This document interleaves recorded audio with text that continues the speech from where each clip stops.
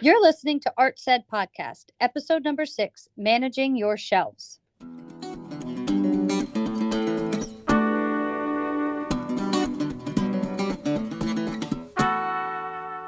Welcome to the Art Said Podcast, conversations through the perspective of the arts and education, hosted by educators and artists Shauna Longo and Edric DeBose. Hey, Edric, how's it going today? I'm good. This is fun. Yeah.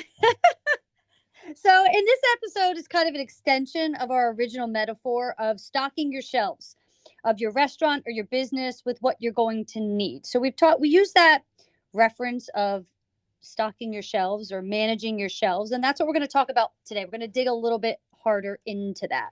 And that really starts with the idea of having a conversation that we've had before, and it has to do with you can't really give somebody information or an idea or something to work with if they don't have a place to put it. So you have to have a shelf to put something on in order to get some work done. Absolutely. So our other assumption is that you're looking for ways to expand your practice from a traditional arts role to one that advocates for and provides opportunities that will create more impactful educational experiences. And that happens when you make connections across content areas. There's tons of research out there that backs what we're saying, that like the more connections you make for kids, the better they learn it. Right. The idea is that you have an idea and now you do something with it. It goes in deeper. It sticks with you. Right. So we have silos or storage places of concentrated raw material. So if you think of each school has like a science silo, a math silo, a social studies silo. There's a silo for each content area. And, a lot of people talk about breaking down the silos in education.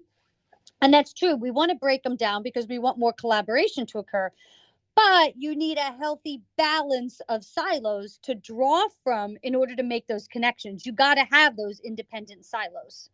Yeah, the idea I think is really to maintain the integrity of each area. That's really what it comes down to. So you have teachers in one content area reluctant to reach over to the other content areas because they're saying, well, that's not really what I teach. I want to maintain the integrity of what I'm teaching and not compromise it. Or in the case of crossover with arts teachers, sometimes we hear them say things like, well, I teach art. I don't teach language. I'm not teaching language arts. I'm not teaching social studies. It's not what I'm doing. I'm teaching art. So the idea of the silos and maintaining the integrity, it's kind of a balance you have to walk. Absolutely. And if you think about it, you're filling each of those silos with the content. You're laying that foundation of content within each area to fill up each of those silos in the different disciplines within a school.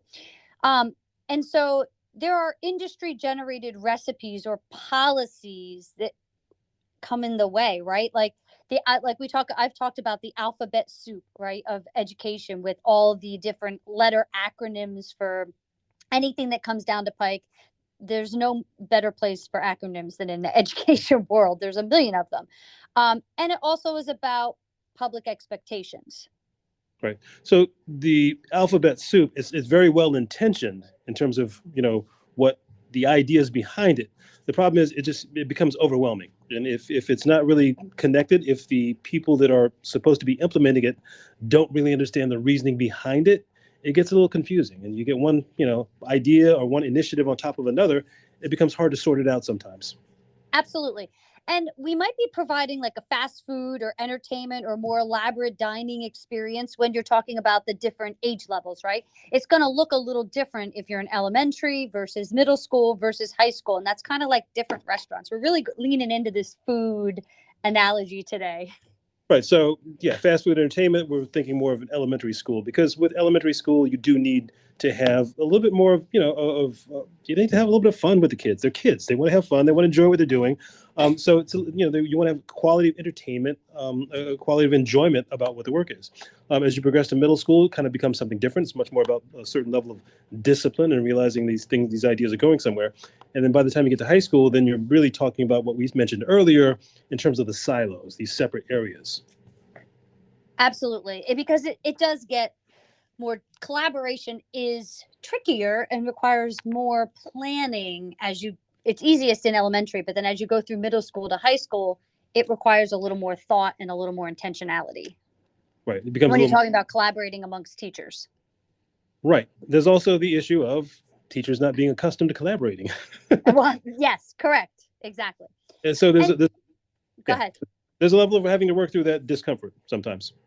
Oh, absolutely. And it is uncomfortable. And it's okay to acknowledge like it's uncomfortable, folks, at first. And it takes work, constant, consistent work with others to those relationships and trust in the work you're doing together. And that I think is the biggest piece of that. And that's really about maintaining integrity, which goes back to the silos. You want to maintain the integrity of the work that you're doing. I put together a class called U.S. History Through the Arts. It was myself, an art teacher, the music teacher, and a history teacher. And the history teacher was very cautious about wanting to maintain the integrity of the history component of what we were doing.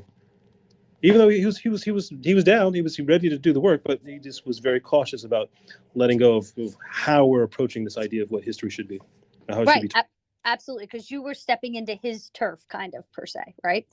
Absolutely. So there are four areas to stock when we're talking about shelves, four different shelves that you kind of need when you're working within a school. One is for administrative support. You got to have your administrator supporting you in whatever capacity you need them to support you. Two is your team, right? Who's on your team for what you're working towards. Three is research and references. What research are you doing? What are you learning about it? What can you refer to? How are you building your knowledge base of what you're trying to do within the school? And then four is your teaching experiences. What have you experienced in the past and how that impacts what you're trying to do? Those four things operate at different speeds too. So administration, when you're approaching administration, they want you to come to them with a plan. They want you, because they're busy. They have other things to do. They want you to come with a really clear plan of what you're going to do. Your team, you're going to have to be. That's a different level of conversation too. What is your team? Who do you need on your team? What kinds of people? What the people that are close and that understand, but you also want to connect to the people that are a little farther away. You want to pull in as many people as you can.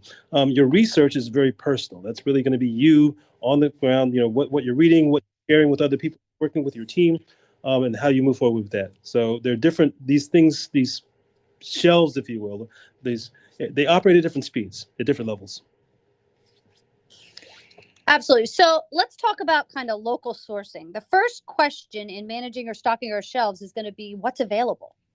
Who and what do I have to work with? So what do I have to put on my shelf, and who and what do I have to work with in order to fill the shelf?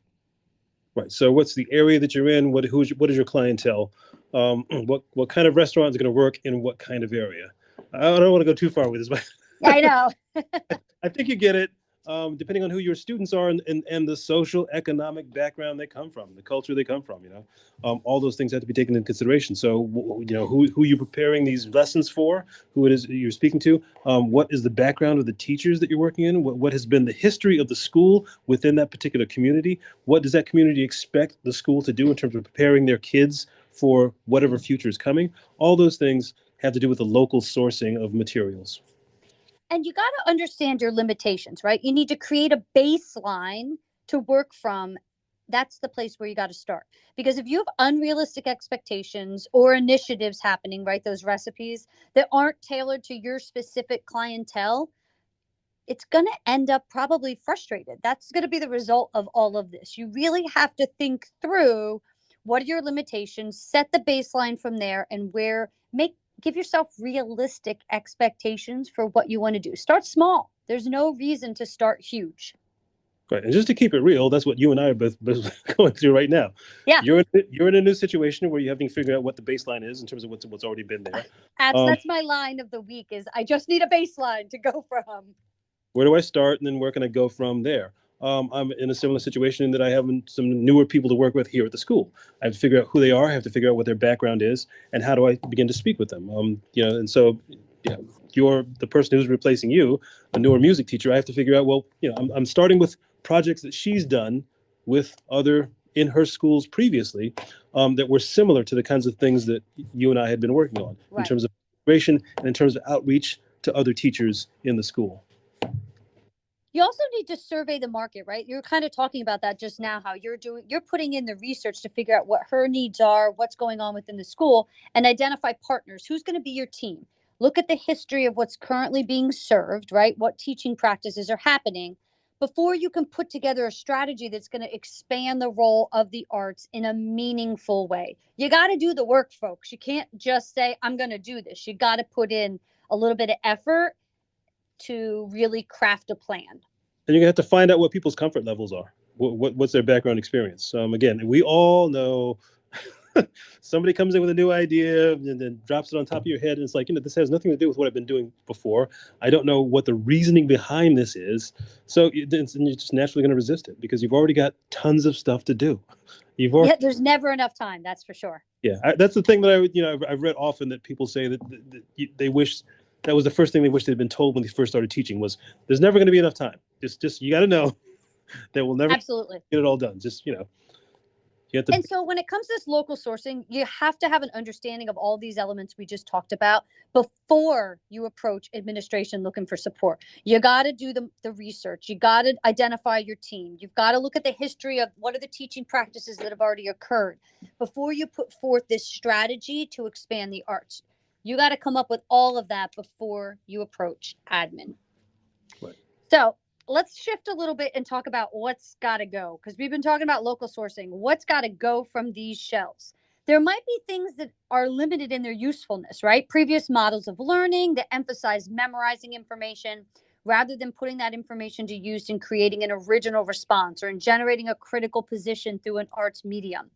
That might got to go. That you might want to get rid of that because you're looking towards a new way of getting kids to think.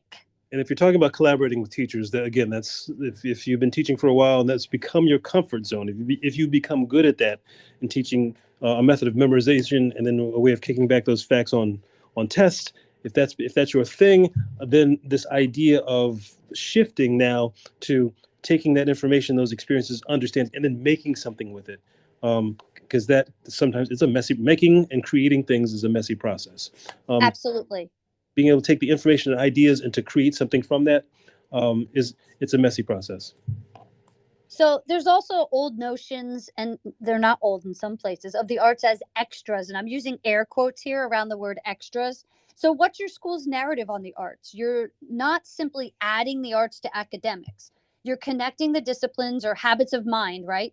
We're going to take a pause here. The habits of mind: observe, reflect, persist, engage, explore, understand context. Because by connecting these disciplines or habits of mind, that's going to deepen the level of understanding and expand the language skills for your students. Right, because again, each subject has in some ways its own language, right? There's a math language, there's a science language, there's but all those pieces can come together. Absolutely. Yeah. And it's important to realize that as teachers, we might need to teach differently than the way we were taught. The kids, the environment, the technology, and the future are all different. And the future, we don't even know where it's going to go, right? So we can't keep doing it because that's always the way we've done it. That's not a good enough excuse. You've got to be willing to try new things and expand your approach to teaching and instruction. Right. Because the future that as we were students, the future we were looking at is different than the future these kids are looking at now. It's a different future they're headed for, and that's absolutely really... Absolutely. All right, so last thing we're going to talk about today is restocking your shelves, because listen, you're going to go through things and your shelves going to get a little empty and you're going to need to put stuff back on. So the search for better, more interesting ways of doing things needs to be ongoing. Can you make it better, or do you need to try something else? You need to be constantly taking a look at your practice. What's going well? What's not going well? What do I need to adjust? It's an evolution that really never stops. And you want to always ask yourself, who is this for? The experiences of your students should drive your search for creating lessons. Did they enjoy themselves? As much as we don't always want to be thought of as entertainment, right? There's more fluff. There's more than just the fluff. They do need to have some fun. Are they enjoying the learning? That's what this should be. Yeah, is it connected? Again, that's the question, who for? Right, exactly. And so increased student engagement by itself won't necessarily raise test scores. People like to say that. It is one of the areas that makes a difference in improving student performance. And it's an area where the arts can shine. And that's why this work is worth doing. Yeah. But it's also, the other piece of it for me is it's also worth doing it for you. Again, if you've been teaching for a while and you feel like you're in a rut, you're like, I know how to do this. I can do this in my sleep. It's like, because some of us do feel like that, and we're doing, and you're performing well. But it's like you want to expand that. This is for you. It's like this is the way of you being able to expand and be and keep yourself engaged. Because again, once you lose engagement, once you lose passion, the kids know it. They know it. Oh, it's blood in the water, man. Yeah. They Yeah. absolutely know. So we'll leave you with a last thought. Keep a space open on your shelves for experimenting, for some courage. Because like dance with the uncertainty, because that's what making art is all about. Right. So as arts educators, as artists, as performers, we understand that. If you're an artist, a musician, you're going to make a lot of bad paintings. You're going to write a lot of bad songs. You just know it. You're going to go through it though. But for other educators, that might be an uncomfortable process. So it's also, you know, getting comfortable with doing those lessons that fail. And then learning from that, and then coming back with a better idea. Absolutely. Listen, if anybody says that they never had a lesson that failed, they are living in denial because we've all had lessons that just didn't go the way we anticipated, for Yeah. sure. All right, everybody. Well, we hoped you enjoyed this episode on managing your shelves and kind of dug a little bit deeper into this concept about creating your shelves. So we will see you in our next episode. Thanks so much for joining us. Thank you. Take care.